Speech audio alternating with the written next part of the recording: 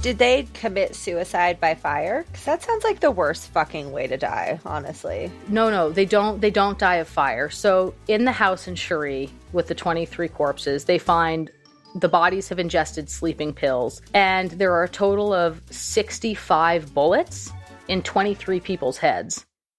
That is so fucked up. It's fucked up. So fucked up. It is just so damn fucked up. That's fucked up. Can you guys hear me? Okay. Yep, I can hear you. Okay, standing by. Okay, standing by. I love how everything Cam says is like in film production speak. Oh my gosh, my brother makes fun of me all the time because when he'll say something, I say copy, and he's not in film, and he's like, you're such a fucking dork. So, hey everybody, welcome to the podcast. This is That's So Fucked Up. We are a podcast about cults, murder, and other generally fucked up stuff. We are your hosts. I'm Ashley Richards. And I'm Cameron Dexter. So, welcome to Season 2, Episode 4. Wow, this is like really going by, huh?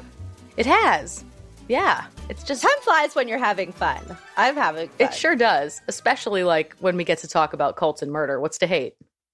Honestly, I've been like giddy this morning. I'm so excited to talk about this shit. And the murder that I picked for next week's episode is super fucked up. And then today, our episode is cults, y'all. So head over to our website, TSFU-the-podcast.com, go to our bingo tab and download Cult Bingo, because that's what we're talking about today. And I almost chose to do Children of God today. And then I was like, Ashley, that is too much, because my murder is really fucking intense next week. Okay. And I was like, you can't do a cult that like is all about diddling kids and then do a super gnarly murder. I realized too, all the really gnarly shows like Anthill Kids, like it's always my choice. I'm so fucked up. Well, and we have done a lot of children problems. Although wait till you get to my cult today. You know, the thing I'll say is it is kind of hard to find a cult that doesn't involve some type of child abuse. So mine has one. Mine doesn't. Yours has none? No. Okay.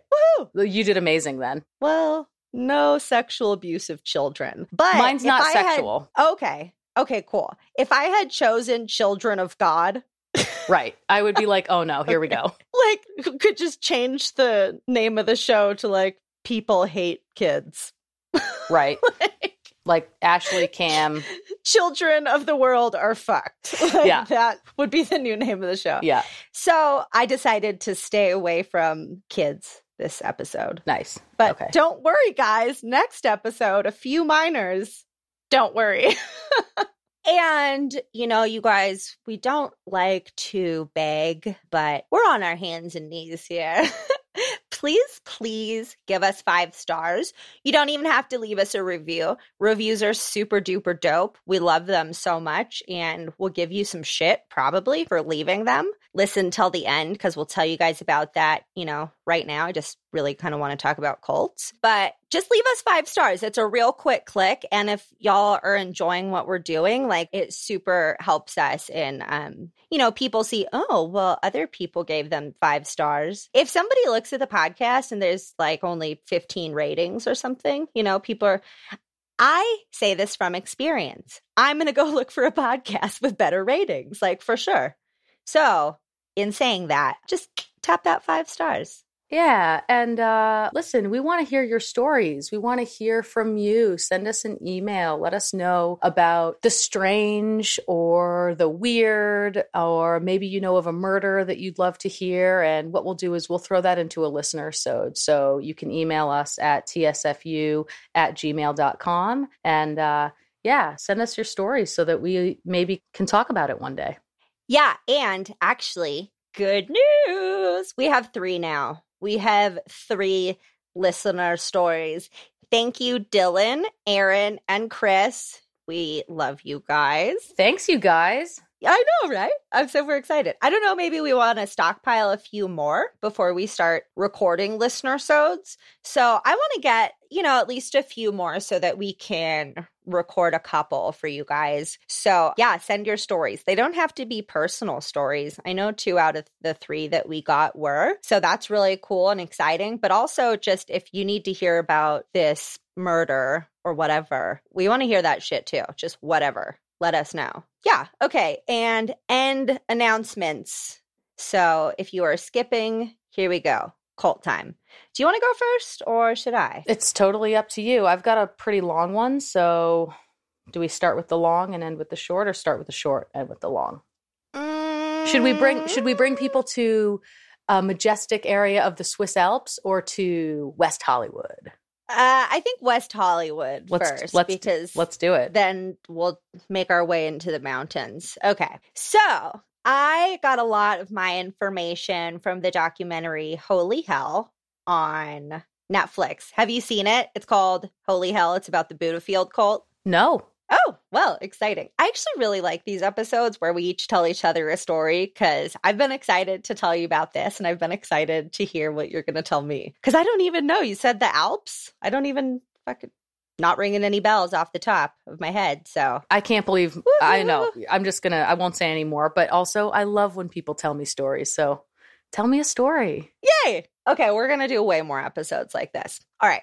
So Holy Hell. It's about this cult called Buddhafield, and the leader of this is a man. He was born Jaime Gomez, and apparently he was the son of a wealthy Venezuelan rancher. His past is super, iffy. You really can't find much information on him. You can't even find a lot of information on the cult. Most of the information that's out there is from this documentary and interviews from that guy. And I tried to go to the website, buddhafield.com, but it's actually about retreats in the UK or something. It's a whole separate thing. And I was like, why the fuck would you name your shit after a cult? They're unaffiliated. So I just thought it was weird. So that's about all I have to go on. So apparently he came to the United States to be a star, like so many of your neighbors came. That's amazing. How'd it go for him? Super well. He did get this extra part in Rosemary's Baby where he actually fully looks at the camera at the end. He did not. Do you know how much I love that movie? That was directed by Roman Polanski. Absolutely. Rosemary's Baby is the shit. Okay, but that guy's like a pedo, right? That's like a whole other episode. So we can definitely talk about that. Yeah, Roman Polanski doesn't have a great reputation as far as a person goes, but that film is creepy. As far as horror films go, yes. 5 stars. Okay, well, Jaime Gomez, you can find him right at the end. He breaks that fourth wall, baby. He looks right into that camera. I don't know if he was supposed to do that, but... No way. Like when Mia Farrow accepts that she's the mother of the Antichrist? Well, I haven't seen the movie. You just fucking blew it for me. But you know why this is perfect? Because the theme of the Antichrist goes directly into the cult that I'm going to talk about. So good job by us. Oh, perfect. Oh, hell yeah. Oh, I love that. All right. Full circle. Okay. He also did some gay porn. Nice. I feel like that's probably kind of common too. Like you go to LA to try to be a star. He was probably down in the valley. Yeah, that's where that all happens, right? Yeah. Oh, by the way, that's like a great podcast. I think you can only find it on Audible or something though. It's called The Butterfly Effect by, I want to say Mark Ronan. Butterfly Effect podcast. Hold on. Now I got to know this. Because it's so... John Ronson, he's like this great English journalist. And actually, I just saw if you Google The Butterfly Effect, the whole 3.5 hour series will come up on YouTube. Or no, Audio Edge. I don't know. It'll come up right there. But anyways, it's about the effects of the porn industry becoming free and how free porn has affected the lives of all the people who work in the porn industry. Oh, it's actually cool. Super fucking interesting. Totally. Yeah. So... Little sidetrack. But so yeah, Gomez did some gay porn. And then at some point, he, I guess, just wrote himself the role of a lifetime and became Michel Rostand. Okay. So Michel found a lot of people at weekly yoga classes and meditation meetups. And honestly, the whole time I was researching this, I was like, I super fucking could have been in a cult. Honestly, I think it's probably pretty easy to fall into this shit. At one point, I was like, I want a guru. Like, I read Eat, Pray, Love. And she fucking had a guru. And I was like, I want one. By the way, I don't care if it's basic. I fucking love Elizabeth Gilbert and that book. Right on. But a lot of gurus, at least that like come to America, are super famous for sexually and financially abusing their devotees. Yeah, I think that's kind of like a couple of the pillars of becoming a cult leader, right? Exploiting. Mm-hmm. Oh, yeah. By the way, just like, no, I can't tell you that. Bingo, though. Yeah, just play bingo, you guys, because got it. It's happening. Yep. So yeah, he found people at like yoga classes and meditation meetups, and he had these weekly meetings called satsangs. Dude, I have been to satsangs. I have done kirtan, which is like fucking chanting in Sanskrit. Mm-hmm. Like, I don't think that yoga is a cult. But I think that it's really easy to get into some culty territory when you start following gurus and stuff. Because Stephen Hassan, he runs the Freedom of Mind Center. Basically, if you look at like any documentary about cults, this guy's like the leading expert. And he said that just by watching the documentary, it looked like he took just copied a lot from like the Bhagwan Sri Rajneesh, who I don't know if you guys know, he was the subject of Wild Wild Country. I almost did that. I almost wanted to talk about them today. We should definitely talk about them. That would have been so funny because I almost fucking did them too. What if we both did that? That would have been bananas. Well, and stand by, guys, because it sounds like you're definitely going to get an episode from us on the Rajneesh, because that's awesome stuff. Actually, we should probably co-tell that one because that's a big fucking story. Big time. Totally. Okay, so we'll co-tell that in the future. But this guy like just stole a bunch from the Bhagwan and some dude named John Roger Hinkins. Also, Adi Da, otherwise known as Franklin Jones, and Muktananda. If you look all these people up, like Muktananda especially was a super like revered guru in America, and people still like follow him and stuff. Honestly, I think he like has a temple in LA that I've been to. Cool. If not him, some other fucking guru. But Muktananda, it turned out was having sex with a lot of his female devotees. A lot of ends up coming out a lot about these gurus, like basically sexually abusing their disciples. So it looks like he took a lot of pages out of this book, because also what I found in the research is like, it wasn't fucking very clear what his teachings were. Okay. It just seemed like he fucking cherry picked from like the Bhagavad Gita and was like, you need to surrender to your guru and drop your ego. All that kind of bullshit, just kind of like run-of-the-mill New Age fucking shit. So, yeah, I couldn't even find like a real thesis. I don't know. Like a doctrine or a testament or... Yes. Thank you. Doctrine. Yep. Yeah. So he had these weekly satsangs, and, everybody kind of liked him because he was very contemporary. Like, he was often like strutting around in a Speedo and like Ray-Bans. He wasn't like old with a gray beard and stuff. People were like, oh, cool. You can like get your spirituality from like a hip dude. And apparently everybody was like super hot because it's West Hollywood, Of course. They don't let you in unless like, you're good looking. Yeah. So like everybody was hot. And one of the tenets was that like you weren't supposed to have sex, but the nickname was the booty field instead of a Buddha field, because like everybody was hooking up because like everybody was hot, Oh. So some of the things were, that so I can't even play bingo right now because I have to list this right now, but just get your fucking bingo cards out, okay, you guys? He gave the members new names. He had them detached from their families. There was no caffeine or alcohol. You were supposed to abstain from sex. So I'm not looking at bingo, but I don't know. Did you already fucking get it? Because this guy's like such a goddamn cult leader cliche. I haven't already. I think I'm close. Okay. Yeah. So, and technically sort of a compound. They lived in cult housing. Like they all lived together, like 9 people to an apartment. And I would say that's a compound. So got that too. And it was just... Okay, so I think I got bingo. I knew it. Okay. Give it to me. My first time ever. Bingo. Charismatic leader. Yep. Relinquished money and possessions. Sure did. Brainwashing.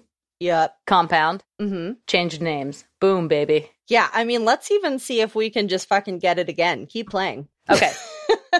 Yeah. So also they liked him because he was very artistic and he apparently was a dancer in the Oakland Ballet. And he was so into ballet, and like one of his big tenets or whatever, you know, was like healthy living and self-care. And so a lot of what they did was practice ballet for like hours a day. Nice. And members would like not show up to work. They would like skip important shit to make sure they made it to fucking ballet practice. Got to do it. I actually love ballet. Like I love dancing ballet. It's like one of my favorite kind of dances to do. And it is very meditative for me, but I don't think it has to do anything with enlightenment. I don't know, maybe I'm wrong. But the point is, like, this motherfucker just used everyone in every circumstance to serve what he wanted. Classic cult.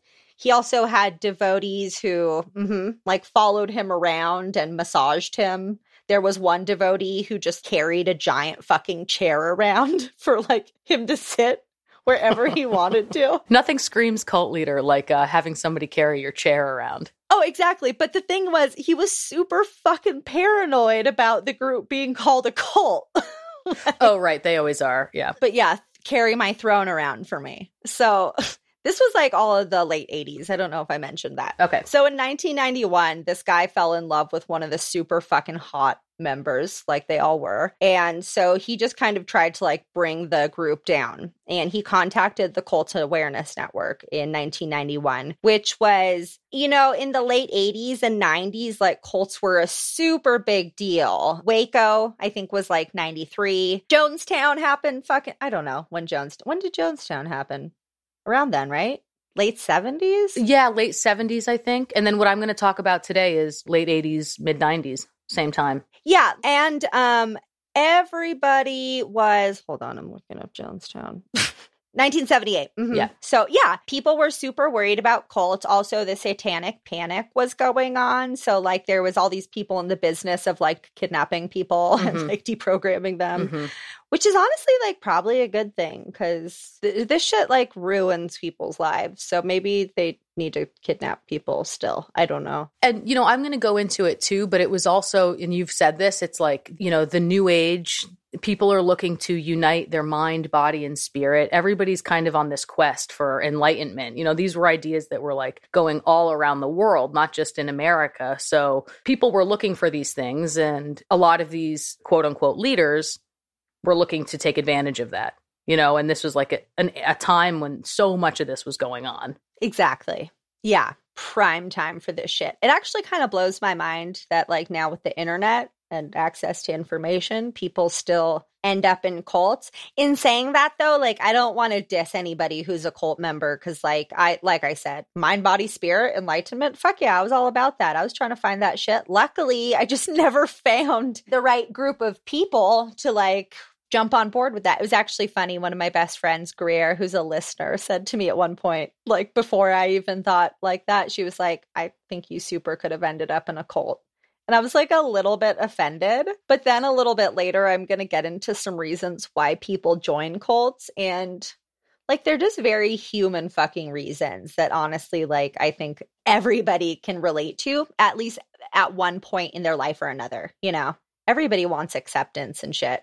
So there's this really funny quote from the TV series The Office where one of the guys is getting interviewed and he's like, I've been involved in multiple cults and you make more money as a leader, but you have more fun as a follower. Oh, Creed. Yeah. I fucking love The Office. I've watched it like 100 times. Oh, yeah. I love Creed. Yeah. Such a good line. Yeah. But you have more fun as a follower. It's true, right?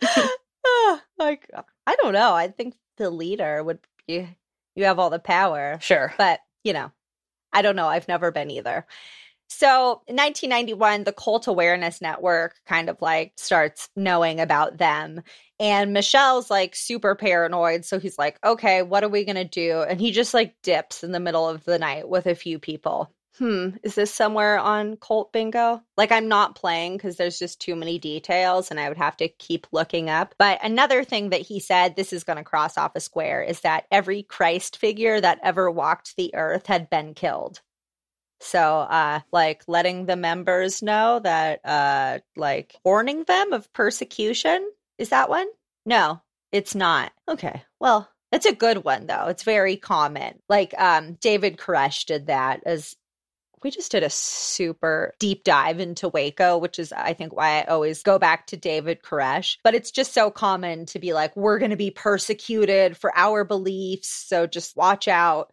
So he like totally is telling them, like, you know, we got to keep on the DL, keep walking around and massaging me and carrying my chair, but like, we got to stay on the DL, you guys. Mm-hmm. So they're on the road for like 6 months, him and a few of his disciples, while the rest of them, like 100 or something, a bunch of them are still in LA, just feeling completely lost because the fucking light of their life was just like gone all of the sudden. There's these videos of them like talking into the camera, just being like, thank you, oh great master, you're my everything. I just long until the day that I'm with you again. And it's like these people with extremely codependent personalities end up with these narcissistic characters. And it's just like a really great match. I have some codependent characteristics too. So again, not throwing people who end up in cults under the bus. Sure. So they're on the road for like 6 months and they end up buying a house in Austin, Texas. And when I say they, I mean a disciple bought a house for him in Austin, Texas. And at this point, he decides to start going by Andreas. Because you can't be a cult leader unless you change your name at least 2 times. Exactly. And like Osho. Yeah, right. It's in the cult handbook. By the way, fucking suck it, Duncan. My ex-boyfriend always just like used to act like he knew more about everything than me. And he like really liked Osho. So when I found out that Osho was a fraud, I was like, ha, you're dumb. Big time. Sorry. Rolexes and Rolls Royces, right? Right. It's like for somebody who had just kind of like put me down for the things that I like did or didn't know, you know, I was just kind of like, ha ha.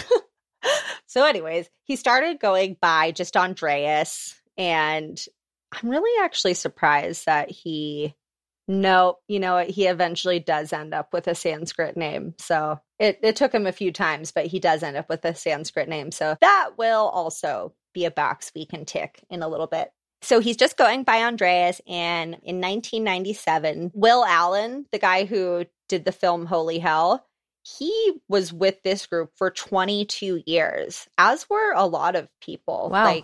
And he's probably in his 40s now, but imagine somebody having that much control over you for like most of your life, especially starting in your like late teens or early 20s, where you're still like figuring out who you are and shit. I just can't even imagine how lost you would feel after that. And that's just kind of a side note. I don't actually know. Why did I just mention Will Allen? Oh, because the documentary does kind of skip over like large swatches of time. But I think it's just because it was just like fucking culty shit going on, you know? So it just kind of hit the main points. Sure. So in 1997, they built a theater for Andreas on his request, like a full-on gorgeous fucking performance theater. And they would rehearse ballet every day for hours. And they would rehearse a show for an entire year. And then they would perform it once for the other members of Buddhafield. So they wouldn't perform it like a live audience or ever record the performances? Well, no, they would record them actually. They like filmed everything, but they didn't do it for other audiences, just for them. And they'd rehearse for a whole year and do it once. So we can see these performances. They're like online somewhere? Oh, well, if you watch the documentary, like you see some of them, a lot of them, Michel is dressed in drag. Yeah. His name's Jaime Gomez. Okay. He can suck a dick. His name's Jaime. All right. That just like wasn't very suitable for a cult leader. Fuck you, Jaime. So yeah, you can see Jaime like dressed in drag and shit all the time. And so what else was happening? Were there like multiple people on the stage, or, you know, what kind of? Yeah. Oh, like full on like gorgeous costumes, like amazing performances. Like, and he trained these people to be like great fucking ballet dancers and shit. But it was, you know, slowly they were just kind of like, when the fuck did this like all become about like not about connecting with God, but connecting with Jaime and like serving his like every personal whim, you know? But, you know, when you're indoctrinated in a cult for so long and like everything and everyone that you know is there, like you kind of just look past these things. You're like, oh yeah, he's a little fucking eccentric, but he connects me with God. I think that the nature of brainwashing too is that it's not so much maybe looking past, but I think of it as like it's harder to see actually what's going on because you've lost some of your individuality and you're like used to just having somebody tell you what to think. So your decision-making skills are so impaired at that point. Oh, absolutely. Also, all of them had individual weekly brainwashing sessions. They each had a quote-unquote therapy session once a week where he would do hypnosis techniques, and you end up finding out later also fucking raping a bunch of the dudes. Oh, wow. And that's another thing we see in Scientology is getting information from your people. So was he pulling information out of them? You know, was he in these quote unquote therapy sessions? Was he trying to get info? You know, like a lot of times they're trying to get the dirt. So you like, if you try and leave, they won't let you. Scientology, we're going to like bleep that out. They're fucking crazy. They're going to come after us. No, I'm just kidding. We're not going to, but they're fucking bananas, those motherfuckers. Like super scary. God. Totally. Like they will just ruin anybody for anything. I don't think he did that. I think it was more like, you know, he recorded the sessions. So they played some of the sessions in the documentary. Y'all, I really highly recommend the documentary. It really kind of shows a really sincere, like, I don't know, in-depth side of like how people end up in cults and how they end up staying. And because it was done by, you know, an ex-cult member, it was done with a lot of compassion, not like, oh, these fucking wackadoos who just stayed. Yeah. And he would be like, okay, get on your knees and look up at your master and do what comes naturally. He would basically just like coerce them into having sex. I'm not even going to say that. He fucking raped them. Okay. It horrifies me that people get victim blamed so much and stuff, and to hear on the documentary them defending the fact that they were raped super bummed me out. It's like, you shouldn't have to explain why it was rape, you know? And yeah, he was doing this to a lot of the male members. So they would pay $50 for a therapy session and get raped. And he would always bring it back to, well, let's go look deep into your childhood. What happened in your childhood that makes you not want this right now? And they're like, nothing. I just don't want to fuck you. So yeah, he was legit brainwashing these people, hypnotizing them on a weekly basis. I may have said that sort of insensitively just then. Like, it didn't mean to come out that way. And I just want to add in, if you feel like you have been the subject of any sort of sexual assault, we'll put a website in the sources. There's a really good site called RAIN, and that stands for the National Resources for Sexual Assault Survivors and Their Loved Ones. Just thought we should throw that in there as a resource for folks. We're definitely going to post some resources for you guys. Another thing that this documentary really touches on is males and how it doesn't fucking get talked about. And men do get raped often, and it needs to be talked about more. And there's like this culture of shame. Yeah, it's just really sad. And I think that's a really good thing about this documentary is it does shed light on the fact that like males are often the victims of sexual abuse as well. So, well, back into the story. Okay. So yeah, they'd fucking do the ballet. They'd perform that and shit. And another thing we can probably cross off bingo is that there was no books, no radio, no sex, no pets, no TV, and no babies. Wow. Somebody got a dog and had to return it. Somebody bought a TV and had to return it. People had to get abortions. In the like 20 plus years that this cult was going on, not a single fucking baby was born. So what does that tell you? Wow. You know, and people were fucking. And then his teachings just like really conflicted as well, because he'd say, you know, like our bodies are just a shell that we're going to shed or whatever. But like he like wore heavy concealer and mascara and like fake eyelashes. And he started to look weird and scary because he like started getting a lot of plastic surgery as well. And he would make group members get the plastic surgery that he wanted to get done first to see like how it went and how it looked. Like he'd use his fucking disciples as his plastic surgery guinea pigs. Ooh, creepy. Yeah. And a lot of the people in the group did get plastic surgery and stuff too. So they were just like this gorgeous fucking group of people. But, you know, that wasn't supposed to matter because of the teachings. Mm-hmm. So a lot of like dichotomies, I guess. Also, I'm basically just winning bingo right now. We're just box. Anybody who left was demonized. He told people that, like, if they left the group, they'd be dead within a year. He really played on, like, the AIDS pandemic with the males and said, and especially the homosexual males, like, if you leave, you're going to die from AIDS within a year. If you stay with me, like, I'm going to keep you alive and safe. Oh, just super manipulative and stuff, you know? Mm-hmm. So finally in 2005, a member sent out an email saying basically what was going on, the fact that he was raping young male disciples, and this was happening in, you know, quote unquote therapy sessions. And in these videos of like, as he's like losing followers and stuff, he just looks like a crazy old man, like grasping at straws, like, because people are starting to leave now, like left and right. And he actually told one of the girls, hey, I want you to take out the guy who wrote that letter and the girl who I think bought the house. I don't know why her, but he said, like, find somebody to take them out or at least ruin their life. So like he wanted to have a couple of his members killed or at least had their life ruined. Scientology. So, you know, like I said, a lot of members left, and the effects of cults on people's life are so destructive. One of the members left with $45 to her name and a dead father whose funeral she didn't go to, and not a bank account or anything.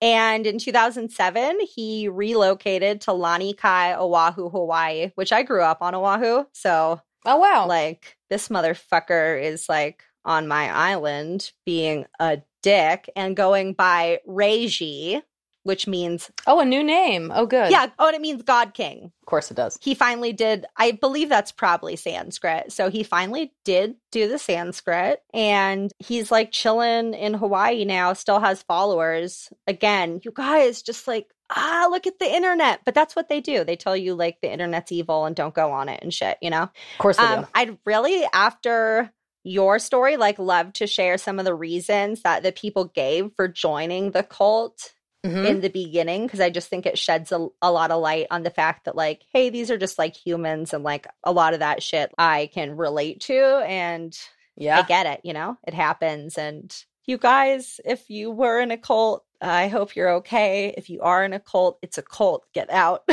It's not just yoga, you guys. All right, everybody, buckle up because we are headed to the Alps. Woo! We all could use a vacation. And I'm going to bring you on one. Ready?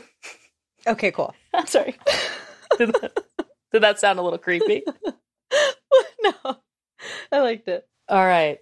Set against the steep backdrop of the Swiss Alps was a traditional style chalet known as the Pyramid.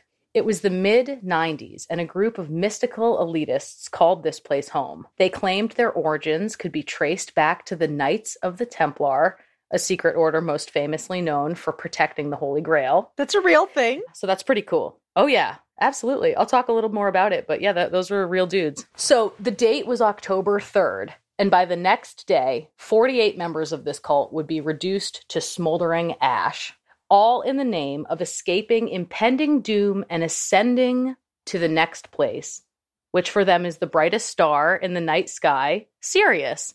So they're a doomsday cult. Oh, big time doomsday cult. Big time. Okay. And so today we are talking about the Order of the Solar Temple. And seriously, trust me, guys, this cult has everything. Magic, rituals, child sacrifice, sex stuff, cloaks. I don't know why I laughed at that. Cloaks, daggers, fraud, and even a little arms dealing. That is everything. Can you think of one thing that doesn't cover? And it's really hard to find information on this cult, so I'm excited to talk about it today. Oh, really? Okay, cloaks and daggers. Yeah, I don't know why I burst out laughing when you said child sacrifice. Oh, yeah. It's like something's wrong with me. Although I just feel like you don't hear about that a lot, so I think it was just like a surprised laugh. Like, what? They're doing that? Yeah, no, this is pretty surprising. Like, we're going to talk about this, but the interesting thing about this cult is it actually attracted a lot of like Europeans elite from like very high society. And a lot of times when we talk about cults, a lot of people gravitating towards them because like they're desperate, they don't have a lot of money, they are having a hard time in life, they're lost, they feel as though they don't have a purpose, and they find their purpose in the cult. But this cult is a little different because it managed to play on some other needs of human beings, and that's why they were able to attract mainly the need for a higher spiritual experience, and that's actually why they were able to attract people from European high society. Sorry, and when was this? Like around what year? The cult, this is the 80s. Okay. Yeah, and so it's the New Age movement like we talked about. So it's going to be gaining, it's going to be, the two co-founders, and I'll go into this, are going to be gaining momentum through the 70s, which is the New Age movement, and then they solidify things in the 80s and stuff goes down in the 90s. So, sorry, real quick.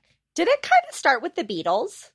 Is that why like everybody fucking jumped on board? Because the Beatles went to India and like got into gurus. Do you remember that? I don't know. I'd be really curious if that's kind of like how the big guru craze started. Because the Beatles, maybe in the 60s or 70s, like all got super into that shit. And, yeah, I'm going to look into that. Okay, sorry, continue. So they were around this New Age time. They were on that bus. Yeah, that we haven't quite gotten there yet, but yeah, that's absolutely a part of this story. So the Order of the Solar Temple was founded by two guys, Luc Jouret and Joseph de Mombro. And Jouret and de Mombro met in the early 80s, which is really when this kooky cult dug its roots into the majestic countryside of the Swiss Alps. They also had headquarters in France and Canada. But to understand how this movement was started, let's kind of go back and talk about where these two came from. I'm going to start with Joseph de Mombro because he was really the driving factor in the doomsday theories that would later pull this cult from a kind of place of mysticism to the extreme ritual suicide that I've already talked about at the top of this story. Real quick, you said they had locations in different locations. Yeah. Right? Okay. That's a bingo hint. I'm doing a full new round of bingo now. Sorry, just FYI. Okay.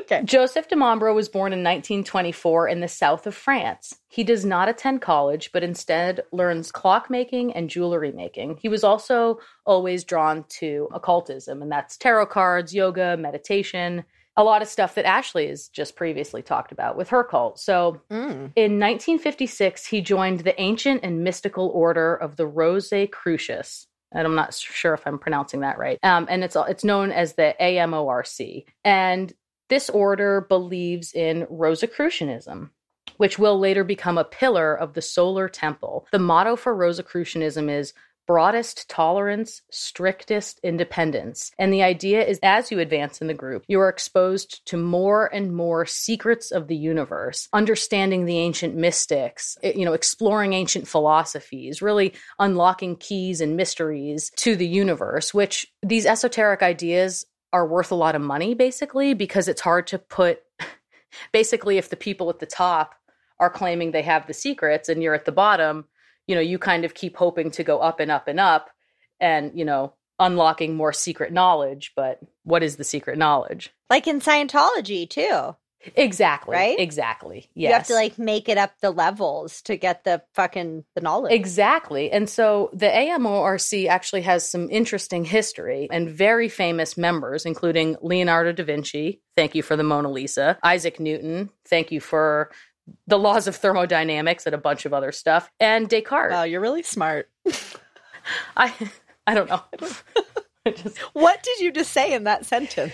Oh, Isaac Laws of biophysical neutrons or something? Well, no. So Isaac Newton I guess people think that he actually stole these ideas, but if I'm not mistaken, Isaac Newton developed the laws of thermodynamics, and those theories are like energy is, going back to like 8th grade science, energy in the universe is never created or destroyed. It only changes form. Oh, okay. Yeah, so everything just changes form, and that can go into life and death, and you can apply that to the earth and how things disintegrate, or, on and on and on. So yeah, a lot of big thinkers are attracted to these ideas. If you're a philosopher, if you're a scholar, if you're a religious guru, we all want to know the secrets. If you're just a regular person, you don't have to be an elite, like Leonardo da Vinci, probably one of the smartest people ever what's the word for him?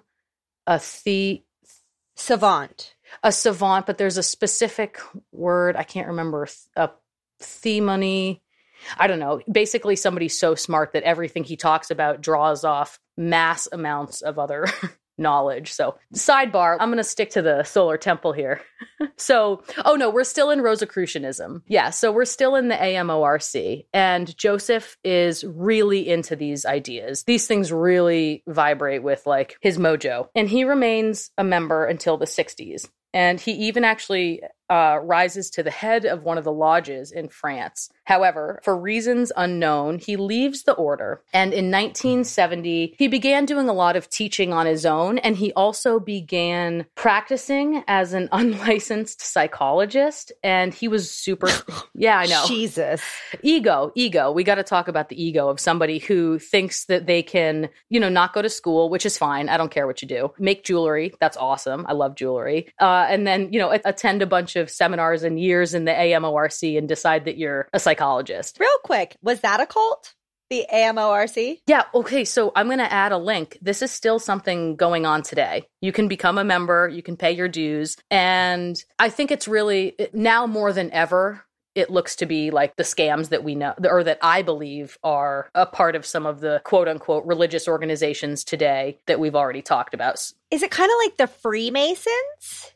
Freemasons, you have to be a male, I believe. You have to identify as a male. Mm-hmm. The AMORC really does kind of, from what I could gather from their website, like pride themselves on being very inclusive and a group of extremely diverse people who are in search of, these esoteric truths, and they want to uncover our relationship to the laws of the universe and figure out why we do the things we do and crack the code and crack the case on how we become enlightened beings. I've been to so many of these kinds of fucking meetups, dude. It's insane that I'm not in a cult right now. Like, the amount of, like, classes and shit that I've gone to be like, well, I don't know. What is the purpose? Maybe I'll find out through breathing techniques. Well, I'll send you the link to the AMORC. You can let us know what it's all about. All right, I'll join for you guys. So, yeah, Ashley and Joseph they love the AMORC and Rosicrucianism. And, again, so like Ashley's movement too, this time in history is really, really obsessed. We call it now the New Age movement. And everybody is really into the mind, body, and the soul and enlightenment and looking into ancient texts for answers. And it's also what's known as the age of Aquarius, which according to astrology only comes around every 2,160 years. So we missed that gravy train. That's actually a great song, too. I know. Awesome. Let the sun shine. So good. Amazing. Do you want to just sing the whole song right now? I know. I wish we could license it. I wish we could pay for some licensing, but... Oh, that's right. We can only sing little bits. Sorry, guys. All right. So Di Mambro is lecturing, and he... Basically, in 1971, he's busted in France for practicing psychology without a license. So he flees to Switzerland. And at this point, he's really developing strong beliefs, rituals, lectures. He's lecturing almost full time at this point. And he's building a foundation, which is if you come and talk to him, he's going to help you unlock the secrets of the universe. I keep saying that word, secrets of the universe, but like this is... Well, that's what people are looking for. Did you read The Secret by Rhonda Byrne? No. No? I fucking did. Did you like it? Tell you what, I sure did. I don't know. Honestly, sometimes I'm still like, well, maybe I could manifest some shit. I don't know. I mean, I kind of am like slightly of the belief that you can manifest things with like positive thoughts. Yeah. But like also you have to put hard work into it as well. So this affirms that if Ashley were in Europe during this time, she would have been in this motherfucking cult. Okay? I would have been in so many fucking cults, dude. Ashley would have drank this Kool-Aid up. All right, so listen, Dimambro he's really ramping up. He's developing rituals and they're very secretive, you know, like we all want to be a part of a secret. And he was good at getting people with a lot of money to give him their money. Is he still in the MORAC at this point? AMORC? He's doing his own thing. Yes, he rises to basically the head of the AMORC. And for reasons unknown, he gets kicked out. And that spurs the beginning of him doing unlicensed psychology and also starting to lecture full time. Like he thinks that after being the head of it, he's ready to turn it into his own thing and he's going to tell it the way he sees it, basically. Wait, sorry, he got kicked out, but we don't know why? No, I don't know why. It was kind of like maybe he wanted to take it into a different direction than it was supposed to, or... You know, there are a lot of ins and outs of this, and I've tried to keep it a little simple for the purpose of the podcast because both... Sorry, I'm like, dig it! No, I am. Trust me. Both Joseph and Luke, they join a lot of different organizations, so I've just included the big ones and the big information here. So they probably took like a lot of pages out of a lot of different books. No. All of them are focused, except for Luke, who goes into some other stuff. His beliefs are focused a little bit more in the radical right, but we'll talk to him. But no, they both... But do you think they like stole ideas from the different organizations that they were a part of? Oh, definitely. That's what a lot of them do. Yeah, and I'll outline exactly which ones. So yeah, Dimambro is like... He's ramping up his belief systems. People are giving him some money. And he is able to start the Center for the Preparation for the New Age. And he and 7 others, yeah, right? If that doesn't sound culty, what does? Jesus. He and 7 others buy a property in Salvan, Switzerland, which they call the Pyramid. And we later know burns down. But we'll get to that. Luc Giraud, on the other hand, has a very different path from Dimambro, but they end up at the same place. So Luc Giraud, our other co-founder of the Solar Temple, was born in 1947 in the Belgian Congo. And he traveled a lot growing up. He was very worldly in that way. He goes to college, pre-med. And despite all his travelings, this is post-World War II, and he really gravitates to some of the anti-Semitic views that were still rampant in Europe at this time. And he starts a group that's a far-right group that basically says Europe needs to rid itself of all Americans and people of the Jewish faith. So, yuck. American. He hated them. You don't usually hear about that, but I get it. Yeah. No, that's pretty funny. He's like, the Jews and the fucking Americans are out. Yep, get him out. Everybody else was on board with the Jews are out, but he was like, and the Americans, dude, fuck them. He was ahead of the times because now everybody hates us. Right. And at that point, yeah. So 1947, he gets his degree in medicine. And by the late 70s, again, he's still traveling all over the world. And this is when he becomes really into less of the traditional medicine that he's been taught and more homeopathy. For those of you who don't know what homeopathy is, it's the use of natural remedies to treat ailments. So he becomes very obsessed with this. And he also takes it a step further. And his quote is, "You are not sick because you have a disease. You have a disease because you are sick." Because you're a sick person, you fucking sinner type of deal? Yeah, it's your own fault. I'm so confused. They are Doomsday New Age. What is happening here? So much. Those are two, there's so much going on. I know. Sorry, I'm going to stop interrupting because I need to know what the fuck is happening. I know. And wait till these two meet. It's a bomb. So, okay. And then he takes it even further than that. And he starts to believe that, if you have a physical problem, it's because your spirit is sick. And this is a quote from here. "The spiritual has conditioned the physical." So not only are you, if you're sick, it's your fault, but it's also because your spirit is sick. So he becomes obsessed with trying to figure out how to treat the spiritual side of somebody based on a physical ailment. And who's got the answers? Joseph DeMombro because he's got the secrets of the universe and all the spiritual problems, right? I, real quick side note, took homeopathic medicine with me to Bali, like homeopathic malaria medicine. Yeah. I didn't get malaria. I'm also not convinced that they weren't sugar pills. Like, I don't know what was in that. Like, I'm pretty sure it was a fucking like sugar pill and it was a placebo thing. Like, take this and you won't get malaria. I think that's what it is. Well, and it's actually pretty funny because they do all these studies and there is a certain thing about, mind over body and the power of belief. Mm-hmm. And it's definitely not something that I can just write off from in my personal experience of. Yeah, same. If you believe in something, I don't know, but I might have been right there with you, Ashley. This is my cup of tea. That you're like, I don't know, I can kind of fucking get on board with this, right? Natural remedies. Mystics. You have to be double careful because you're in LA. You're like in the center of the fucking new age fucking let's get a smoothie and praise a guru today before the audition. I'm too cynical. I'm East Coast, so it's just like... There you go. I'm a New Englander, baby. I'm just like, no.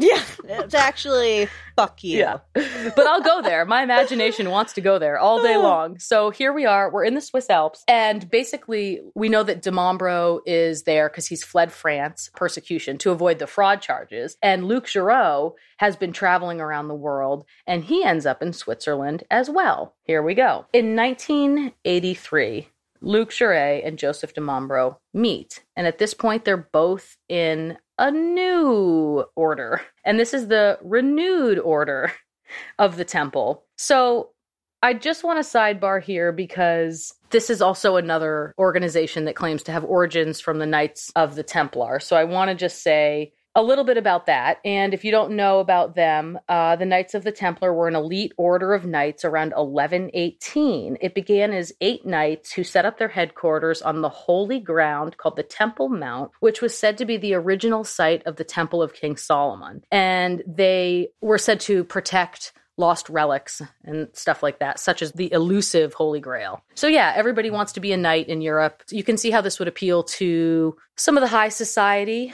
People want to have an exclusive order. They want to be a part of something. They want to have a spiritual experience. I think it's kind of the Freemason thing too, right? Like people just want to be a part of like some fucking secret club. I think especially males, sorry, but you guys are so fucking embarrassing sometimes with your motorcycle clubs. Are you kidding me? Like, sorry, come at me, biker gangs, but no, hey, what's up? No, just kidding. But honestly, I think it's so silly how like men like start clubs and try to make it seem like it's not a bunch of fucking boys starting a fucking club. Well, yeah, and it's also something that, like, I think no matter who you are, you never really grow out of that. When you're young, you can, like, imagine that you're a part of some, like, something cool going on. And I think when you're older, club. Yeah, and when we're older, we're all still kind of searching for that, no matter how old you are, And then, like, you buy a motorcycle and you're like, cool, now I can actually be in a club. And then they're like, and no girls allowed. Oh, hell yeah.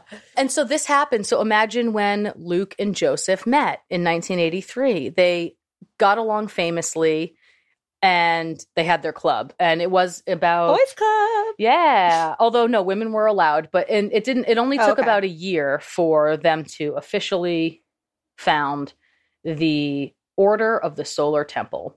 And again, just to go over some of the pillars of this new order is Rosicrucianism, which we've already talked about, and Theosophy. The Theosophy religion has its beliefs based in Buddhism, Hinduism, ancient Egyptian, and those things would have been ancient Egyptian beliefs. So all of those were really new concepts in Europe right now. So this like exacerbated how mysterious these teachings were. It's like, wow, people hadn't heard of Buddhism. People really hadn't heard of Hinduism at this point. And anytime you bring up ancient Egyptians, like, that's cool. So they just throw a bunch of shit together in a pot and they're like, oh, and here's a new thing. Yeah, all their favorite elements of these things together and promised that you'll have, new spiritual experiences in this super secret society. So who doesn't want that?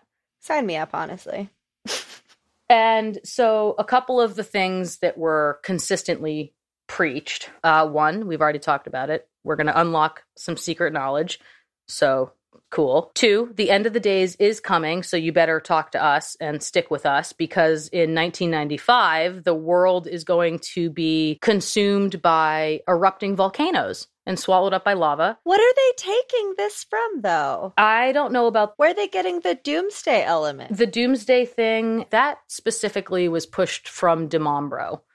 And I don't know where the origins exactly come from, but he was reading a lot of cosmic charts and stuff, and he thought he was cracking the code. Oh, yeah, so right. he's, okay. This is his super secret knowledge. Oh, and the third part of this is that the star Sirius, known as the dog star, which is the brightest star in the night sky.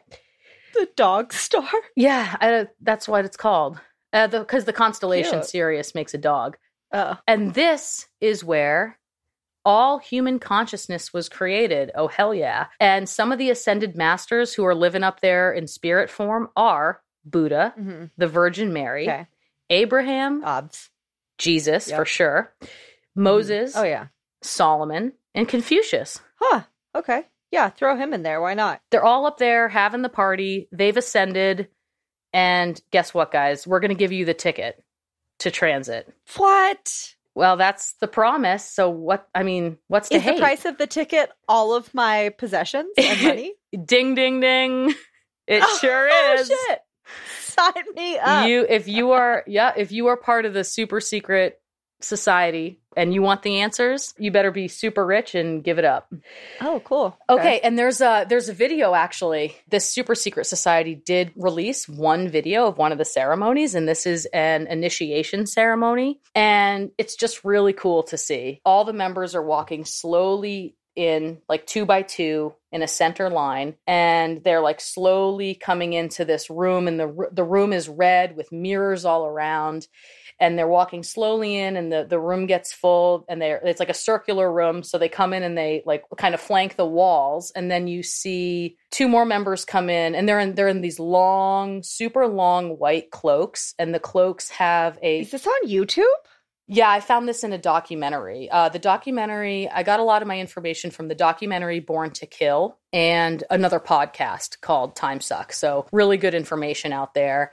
And that will be I'll have links to the sources. Yeah, so in the documentary, you can see they're coming in and there's like mystical music. It's like really kind of calming and sounds like very old. I wish I could give like some better information on the music, but it just sounds mystical and old. And then, and then the long cloaks, they have red crosses on the left breast of the cloaks. That symbol has been around since the Knights of the Templar. I think they use that cross. Anyway, and then the camera changes angles and we turn, and it's like very Eyes Wide Shut, where there's, for anyone who's ever seen that amazing piece of film. Anyway, so you turn and... Are you being for real? Oh, yeah. That scene when Tom Cruise walks in, I believe that's a Rockefeller mansion. It's one of the most unbelievable buildings. And of course, Kubrick wants to film in one of the most exclusive places because that's what we're talking about. Like that movie was talking about, this kind of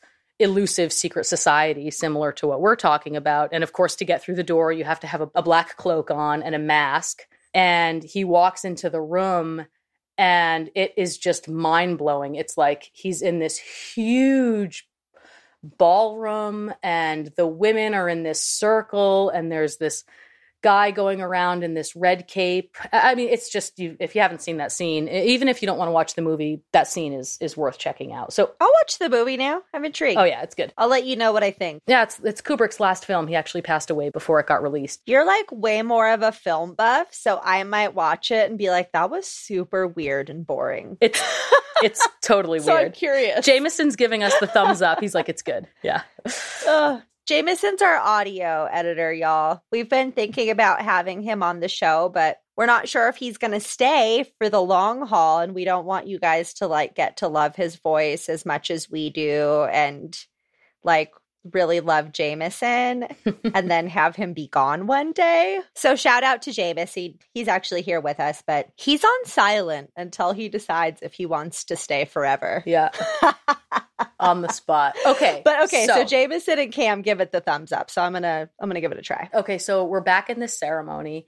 And the people in the white cloaks are all around the room with all these mirrors and it's painted red. And then we turn around to look at the altar area and there's one dude in a big, like official looking black cape and the cross is white. And on either side of him are an even number of red-robed dudes or I don't know, men and women. You can't see their faces, which makes it pretty creepy because they have these huge hoods on that are like going around and they're all seated like right next to him in like these lines. It's super intimidating. And none of them are moving at all. You can't see their faces. They're in all like completely in red. They don't have a cross on. I don't know what they're doing there. And the guy walks in who doesn't have a cloak on. He's being initiated. He's in the tux. You can tell that all these people have like tuxes and very formal clothing on underneath their cloaks. It's like very official looking. And he approaches the guy who's in black. The music's still going. Everybody's silent around the room and they all have put their hand on their left breast. Like they've got like one arm out, kind of almost like pledging allegiance. And then we can hear the music, but I'm not sure if anything's spoken. The guy in the tuxedo walks in front of the man in black. And he's got this really long dagger out. And he kind of anoints the guy who's standing there. And then two members basically put a cloak around his shoulders. And we don't know if it's hard to know. I'm sure stuff happened before and after. And actually, we'll talk a little bit about what would happen in some of the lectures and stuff. I'm so here for this right now. So excited. I know. Then they blurred their faces out, so you couldn't see any faces. Again, this society was obsessed with their secrecy. They took it really seriously, so you can't see any faces in the video. Quick question. Are you joining the Solar Temple or Buddha Field? Oh, I'm Solar Temple, baby. Oh, yeah? Your secret society? Like, not Frolic in the Forest? The Swiss Alps are beautiful. Honestly, like, I'm kind of thinking the secret society sounds pretty fucking dope, actually. Just, like, secret handshake and shit. We're going to make our own secret society, and we'll invite the chosen ones. But, I would probably be in better shape if I was in the other one, so... And, like, have lots of cool plastic surgery, which... Oh, yeah, they were, like, all about looking good. Yeah. All right, so that's what an initiation ceremony looked like, and I just thought that was really cool, and I wanted to kind of explain the scene for you guys. So yeah, let's get back to Dimambro and Luc Giraud. So they're making a lot of claims, and the things are getting a little more wacky and wacky as they go. One thing that Dimambro started to claim, he had 2 children at this time, Ellie and Emmanuel, and he claimed that the children were a product of basically immaculate conception, but the other way around. Like he was saying that the children had a mother who was not from this earth, basically a god, and that like his children just appeared to him. And so, yes, pretty cool, huh? And he regarded them as extremely special, especially Emmanuel. And we'll go into his daughter's significance later, but he regarded her as a cosmic child. And this will play a role in... But, like, where's the mom for real? I'll tell you. Yeah, we know where she is. I'm going to talk about her. Yeah. Okay. Spoiler alert, guys, the kids have a mom. Oh, wow. Yeah. Yeah, you're shocked, right? Yeah, he's saying this, and again, like, Luke was really, like, the face of this organization. He was very good looking. He was the physician. He gave them, like, elixirs, which they said maybe were drugged, so that when they were in these ceremonies, they had heightened experiences. And Dimambro really had, like, the wacky ideas. He also claimed that he was all in one, a reincarnation of a 4th century Templar Knight, an Egyptian pharaoh, one of Jesus's 12 disciples, and, not done yet, guys, the Roman soldier who pierced Jesus on the cross. All in one. Wait, isn't he a bad guy? Right. All in one. And that will play a role too in what's to come later. And Luke Dimambro. What? Right? That's a heck of a combo, man. How does he keep his shit together? All those people running around. Yeah, I'd freaking explode. One of the disciples is like, oh my God, save us. The Roman soldier's like, fuck you. He's got like gnarly, like multiple personality disorder going on. Yeah. And again, like at this time, the cult is gaining membership. And it's like you were saying, everybody is susceptible to it, and people are like, okay, sure. Yeah. Well, In the Buddhafield cult, they would go up into the mountains and do this thing called Shakti, where he would like put his thumb on their third eye or something. And then they would like feel like they were like tripping on LSD and having all these crazy experiences. But like, guess what, homie? He's not magical. And it is like in your mind, like placebo. Absolutely. And we've got some of this happening too, which is really cool too. But, okay. So, and before we get too far, Luke, kind of the quote unquote face of the organization, he claimed that he was actually the reincarnation of Jesus Christ himself. I wonder if there was any internal fighting because DeMombro apparently fucking pierced him on the cross. Right. I think they do start to disagree at a certain point a little bit later, but for right now, they're just like, good for you, man. Nice to meet you. Cool. And so as the membership is growing, members are asked to give more and more money, and they're able to set up different headquarters and buy more properties. So they have 2 locations in Switzerland, one in Chery and one in Salvan. And then they end up setting a headquarters up in France and another one in Quebec. So they're doing pretty well. And these properties, if you like look at them, they're pretty amazing. I don't know how much money it would take to acquire these kinds of properties, but they're pretty spectacular. So they sound like nice places. They're all absolutely beautiful. Like Switzerland's pretty dope, right? I've never been there, but it sounds pretty. Yeah. I went to Geneva. I haven't been into these Swiss Alps. I went to the French Alps and I was absolutely blown away. I spent a little time in Chamonix and was just like, this is like the most beautiful place. Still is, probably. Just so grateful I got to check that place out. It was just... Yeah, lucky. Crazy beautiful. So, yeah, I mean, just the steep mountains bigger than I've ever even imagined. And, like... The Sound of Music lady was there. She was like, the hills are alive. Yeah.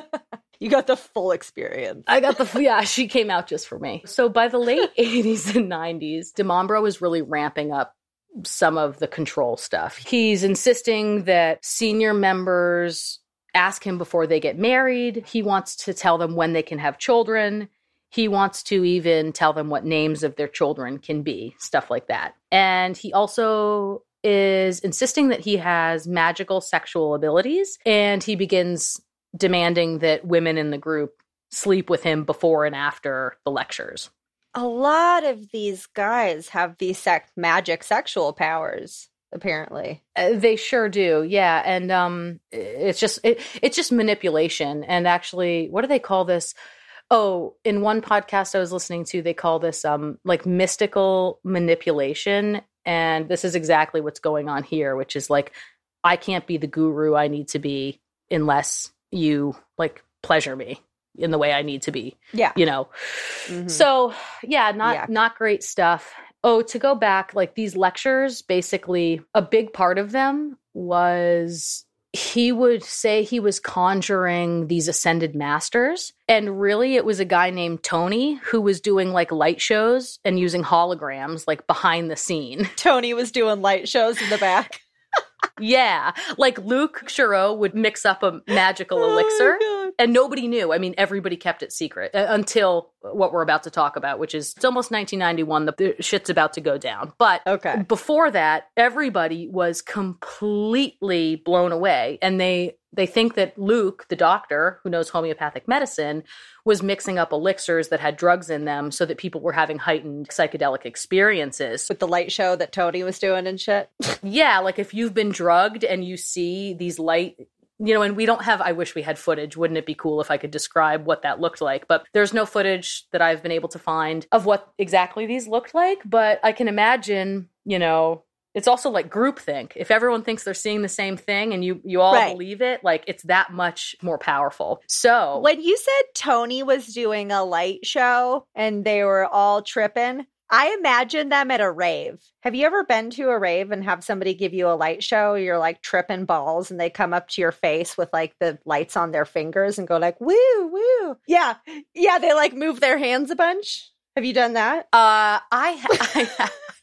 I don't think I have. That's not what was happening there. No. I mean, like, it was like in the middle of the room. So like everybody again is on the outsides, and then there's like an altar in the center And somehow, weird. somehow in the center, as I imagine it, they're like this big kind of light hologram thing shows up in the center. And then what's his face? Demambro goes, look, it's one of our ascended masters, one of the ones I named, whoever was visiting them at that day. And we're the chosen ones. Like, we have the information. I know how to get us up to Sirius, you know. And it's also important to make the distinction that I think a lot of the rhetoric... Wait, they're also like a UFO cult in a way? Because they're like going to go live in the galaxy with... Dude, they're so many things going on. Right. So yeah, that's because remember, that's one of the three things that he's promised. He's saying, I'm going to give you the secrets of the universe. I know that the world is going to end in 1995. New Age. Yep. Doomsday stuff. And then the third is that I know where the Ascended Masters went. They left their bodies and they went up to Sirius because that's the source of all of human consciousness. And that's what I'm going to give you is the ticket up to the party. But dude, that's some Heaven's Gate bullshit. Mm-hmm.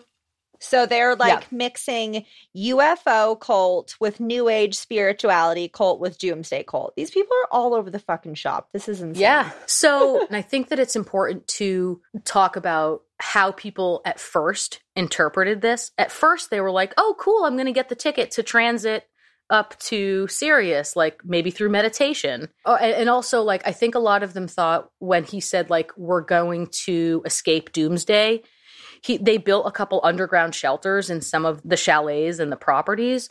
So a lot of the members thought, like, oh, we're going to ride out the end of days in a bunker. We're the chosen people. And, you know, then we make our transit up because we've survived the apocalypse, basically. And then we see the conversation start to change once Demambro starts to lose control of his cult. And we see that a lot as control is slipping. Then now it's time for, everybody uses the term drink the Kool-Aid, but it's true. So here we go. In 1991, he's got a lot of the French members to abandon their worldly possessions and they buy another location in Canada. And he says that this is where a lot of the people are going to ride out the apocalypse. So they've got, and it's like a beautiful farm. I saw some photos of it. Looks like a great place to, you know, live off the land. End of days. Exactly. And then, and like I said, this is when some of the conversation in the cult shifts from like some people are going to ride out the end of the world, but also maybe it's a doomsday thing. It's getting a little more convoluted. And Joseph becomes obsessed with the idea of transit, and he calls it like the big transit or something, which is when they're all going to head up to Sirius so they can be with the Ascended Masters. So this is when the wheels start falling off. Demambro, by all accounts, was like a pretty shady businessman, and he did fraud. He had like bad business deals. Basically, it looks like he's having these really wealthy people give him money, and he's promising them these things. Oh, I'm going to set up other life centers, you know, for the cult. And then these things weren't happening. And in 1993, this is really weird, Luc Jouret and others were arrested for purchasing illegal firearms. They were looking for, they wanted 3 silenced firearms, which is super shady because the only thing you're doing with a gun and with a silencer is killing people. So also super weird that David Koresh got arrested for illegal firearms. Oh, yeah. In 1993. Oh, yeah. There's an audio tape of them talking about Waco that I'm going to read later. So, yeah. Okay. So 1993, Luc Jouret is arrested, illegal firearms, and a lot of the people are like, oh, hell no. This doesn't sit well with a lot of these elite folks. They're like, what? We're doing illegal arms deals? This is not what we signed up for. And this is when things really start to go downhill. At that time, it was estimated that the membership is at about 500. Okay. Wow. It's a lot. It is a lot. Yeah. And they're really operating in 3 locations. Again, we've got France, Switzerland, and Canada.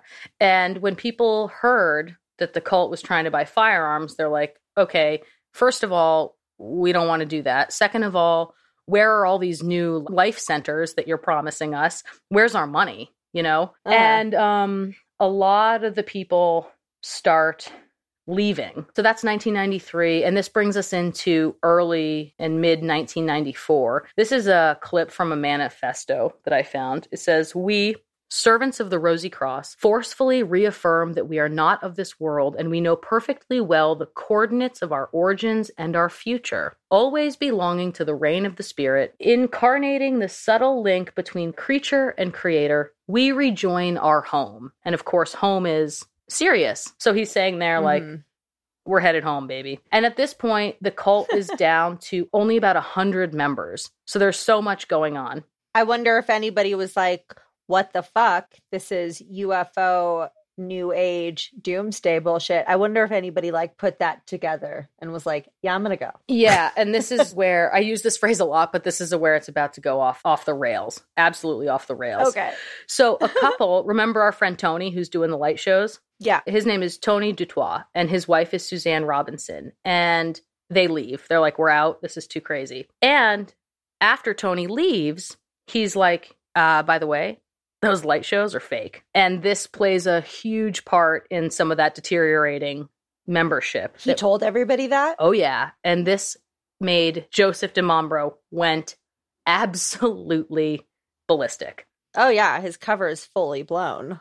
Right. Well, because apparently he did the thing, which is really funny. He was like, really, that was just a test to see if you guys like are actually the chosen members like I am. So I just like had to test you with fake light shows. To see if you're so dedicated that you'll stay. Yeah, he's like, the masters told me to do it, which everyone's like, yeah, I don't think so. And people were really hurt by this. They could not believe it, that they had been duped. They felt so hurt. They'd given him so much money. So this is another factor that went into that, like where we see the 500 drop down to 100. People were just like, I'm out. And, then obviously, what happens too is that those 100 like really resolve. Like it's either like you're in or you're out. And those 100 are like the devout. Like they're in it forever. No questions asked. They don't believe Tony. They're just like, no, we believe Joseph. So he loses a lot of people. Another thing that Tony and Suzanne do is they get pregnant. And even though they're out of the cult, they haven't asked Joseph DeMambro. And remember, his big thing is control. And this also drives him crazy. They have a child, and they name the son Christopher Emmanuel Dutoit. And what is Joseph's daughter's name? Emmanuel. Why would they do that? Maybe they knew that it would send him absolutely over the edge. Yeah. But this was the straw that broke the cult's back. He was absolutely furious. And because he saw his daughter as the ultimate cosmic child, he told all his followers that Christopher Emmanuel was the Antichrist because now they were bound eternally in the cosmos as rivals. It sounds like some Star Wars shit. Because they have the same name. Or not even the same name. It's like his middle name, her first name. But Joseph he's going balls to the wall. He's absolutely furious. So now he's like, you're Satan or something? Now is he bringing Satan into it? Yeah, because if his daughter is the savior, Christopher Emmanuel is now the Antichrist. Remember, the people that are left in the cult are like the ultimate devout believers. So this is when things get pretty rough. And if you don't want to hear about abuse to a child, maybe just skip ahead a little bit because this is hardcore. That's all we like to talk about here. Yeah. And right. Exactly. I know. Here we go again. So he went further. Remember the 4 people that he said he was reincarnated from? He also says he has to atone for his sins because he's reincarnated from the Roman soldier who killed Jesus. So now guess what the followers have to do? Kill the Antichrist, who's an infant boy named Christopher. Oh, yeah. He's not going to kill him? The followers have to? No. Cult members never do their own dirty work, right? It's just I'm going to tell you what to do. Manson never fucking touched anybody. I know. And all we do is talk about that guy. Look at this. He didn't even do half this. I know. Let's talk about this. So it's like, but nobody talks about it. I'm like, this is fucking whacked. No, it's fucking crazy. So Joseph handpicks some of his most trusted members of the cult. And those are Joel Edgar and who else but Dominique Belletin. And Dominique is actually the mother of Emmanuel. Dominique is the mother of his daughter. Right. So she was a devout follower too. And she was like, yeah, just go ahead and tell everybody, like, I'm not a person that was a part of this. Like she was a devout follower. Right. For whatever reasons, she's like, it's cool. I'll never tell. I don't know if she was actually also the mother of Ellie, his older son, but I do know that she was his lover and she's Emmanuel's mom. So she probably was like, oh, I've got this duty, right? Like I've got to protect my daughter, who's the ultimate cosmic child from the Antichrist. What mother doesn't want to protect their daughter? So she's like, okay, I'll go. They're in Quebec at this time, and they concoct a plan, a really pretty crazy plan. On September 30th, 1994, at their headquarters in Quebec, Joel and Dominique invite Tony and Suzanne with their infant Christopher over for dinner. When the couple walk through the door, they're immediately horribly assaulted. Suzanne is stabbed 4 times in the throat, 8 times in the back, and slashed once each time in her breast. So one on the left, one on the right. Tony is stabbed exactly 15 times. Like, these are all very specific things, right? 4 times in the throat, 8 times in the back. We know DiMambro was big on rituals. Okay. This is all part of his, this is all coming from the top here about everything they need to do to successfully eliminate the Antichrist. And yeah, just skip 30 seconds if you're sensitive about child abuse. At this point, they put the infant in a bag and they drive a wooden stake through the center of the child's body. Twice, not once. They have to do it twice. So that's that. That's the first of what will be many murders and suicides in this. Oh, fuck. Yeah. Okay. So that kicks things off, y'all. And for the next 3 days, the next couple days, they're cleaning up the apartment. And then basically it comes from the top. This takes us to October, I guess it would be the end of October 3rd into October 4th. It's all coordinated. They set the apartment on fire in Quebec. And at this point in the apartment that they just did the murders in? Yes, they just did the murders in. They light that on fire and the bodies are so badly burned they can barely recognize them. But they do. They are able to identify who was in that fire. And DiMambro and Luke have been coordinating things over in Switzerland. And they've pulled a lot of the inner circle members into the 2 locations in Cherie and Salvan. And at 1 a.m., local authorities in Switzerland will get a phone call that there is a smoldering chalet in Cherie. Later, they will find that 23 people are dead inside. And just hours later, at 3 a.m., Swiss authorities get another call that not far, in another remote village not far away from Cherie in Salvan, they find 25 more bodies seriously, badly burned. And within the bodies in Salvan are Luc Giraud, Joseph DiMambro, as well as Joseph's kids, Ellie, and his, at that time, 12-year-old daughter, Emmanuel. So I just think that's so tragic. So did they commit suicide by fire? Because that sounds like the worst fucking way to die, honestly. No, they don't die of fire. So in the house in Cherie with the 23 corpses, they find the bodies have ingested sleeping pills, and there are a total of 65 bullets in 23 people's heads. So it's clearly murder and suicide. And it's hard to know who showed up there that day thinking they were just like coming to a meeting and then like Luke and Joseph are like carrying out their plan.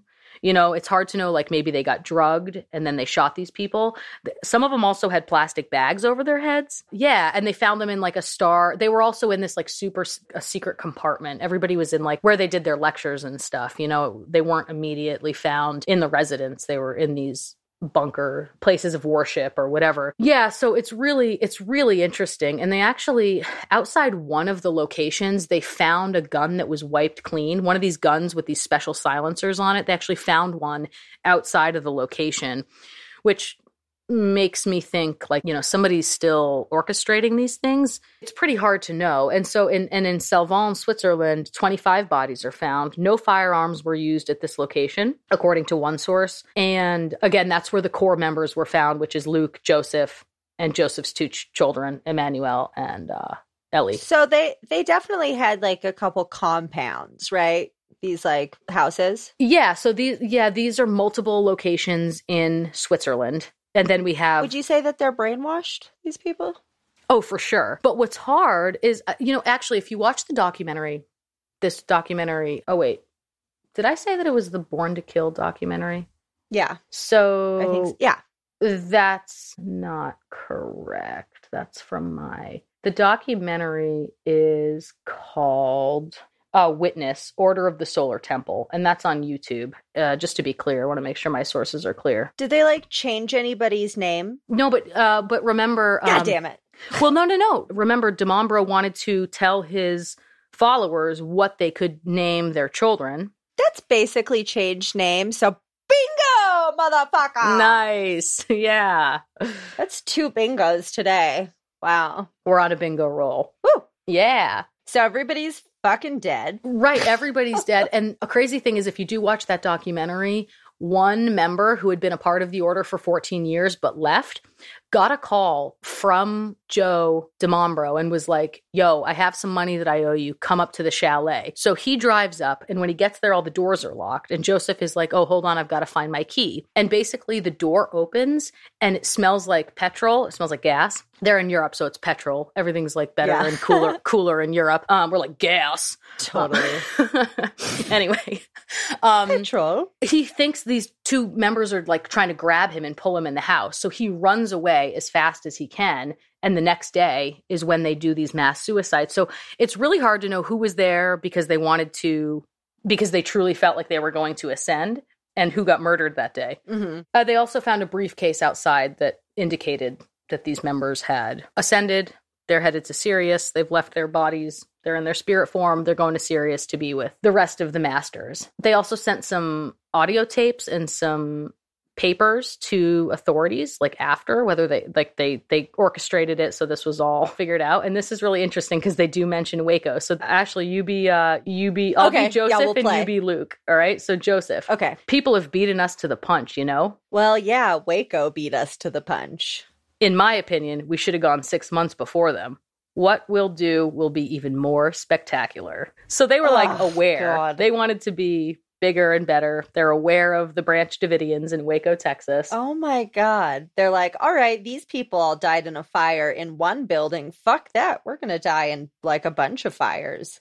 Exactly. Oh my God. And they're not done yet. So this is pretty crazy because there are still members in their other headquarters in France and Canada. And despite the inner circle being dead, in 1995, authorities will be called to the scenes. They'll find 16 more members in a star formation in the mountains of France in an area known, I think it's like, it translates as the Well of Hell, something like that. So all of the members were shot to death with bags over their heads. And then they had evidence that like the last two members killed themselves. This is how long after? Oh yeah. So this is in 1995. So that the mass suicide happened October 1994. September 30th, 94, right? Yeah. Well, so September 30th is when Tony and Suzanne and the baby are murdered. Oh, right. Okay. And then a couple days later, August 4th is the mass suicides in Switzerland. And then fast forward to 1995 to this place in the woods. And I actually read that an Olympic alpine skier was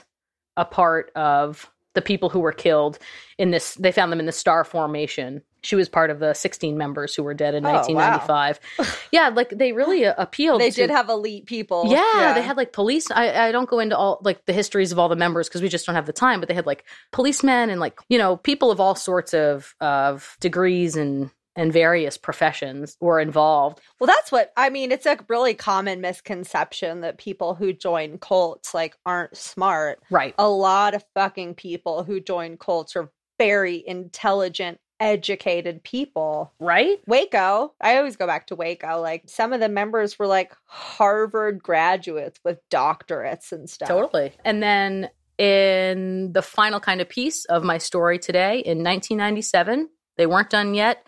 5 more dead and set on fire in the mountains of Quebec. Fire was a big thing. Like I guess DiMambro was obsessed with like this element of after you die, you have to be set on fire to really achieve the transition.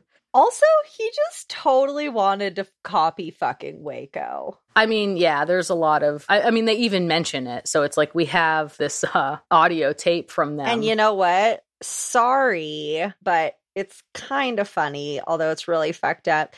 But I believe 73 people died in the Waco massacre. So really? I just skipped ahead. You haven't even said this yet. No, that's actually, that's crazy and really interesting. One source said 74, but I couldn't figure that out. I'm going to lead with this. So this brings our grand total to 69 dead, plus the murder of the Dutoit family. Grand total 72. And I did have one source that said it's rumored that they're still functioning.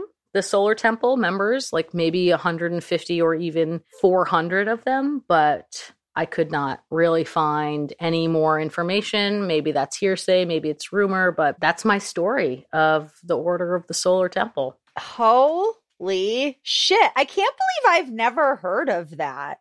Like, what? I can't believe that's not more famous. I guess because none of it took place in America. You know, it was like Canada, France, Switzerland just didn't get the coverage here. But yeah, I don't, even so though, it's just like this story has, and I had briefly heard of it, but when I really started doing some digging, I was just like, wow, this is absolutely just mind-blowing. Yeah, no, that story had like fucking everything. And Waco, I think 76 people were killed. So fucking suck it, Luke and Demambro. Yep. Demambro. Suck it, both of you guys. Damn, dude, that was good. Fuck, yeah, you really couldn't have shortened that. That was like a lot of info that like all had to be said, honestly. Woo. Yeah, take a breath. So a couple of things that I just wanted to touch on that, you know, they talked about in the documentary Holy Hell. Some people were just kind of saying into the camera, like, reasons that they were attracted to the group. And it was like, my mom kicked me out as a teenager. I grew up with like all fire and brimstone. I felt lost and empty. I had a lot of family trauma and wanted freedom from myself. I wanted a master who led me to a great spiritual awakening, a mentor, a guide. I think all of these are fucking human, relatable things. And they even said, you know, we might be in a cult, but at least it's a good cult. And it's really funny because I used to be in AA and I said the same fucking thing. I was like, yeah, it's a cult, but it's a good one. Nice. Yeah. So kind of funny. Although, you know, AA is great for a lot of people. So I don't want to put that down. But I was also checking out the Freedom of Mind website. I'm going to try my fucking damnedest to get Stephen Hassan on the show. I've emailed, I've called, and I will call again. Let's get him. That would be like an amazing bonus episode. But he has an acronym that's BITE, and it's how the leaders control, and it's they control your behavior, the information that you have access to, your thoughts, and your emotions.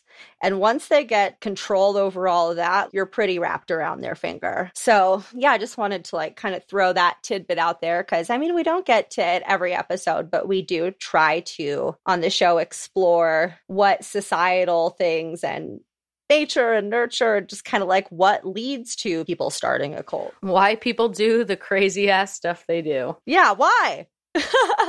Yeah, so that is a wrap, my friends. If you won bingo today, which, come on, guys, there's plenty of opportunity. Send that to us. If you left a review, you fucking rock. Send that to us. If you have a story for listener-sodes, send that to us. And you can send all of that to TSFU, the podcast at gmail.com. And also, please follow us on Facebook, you guys, at That's So Fucked Up, the podcast. We have a private group now.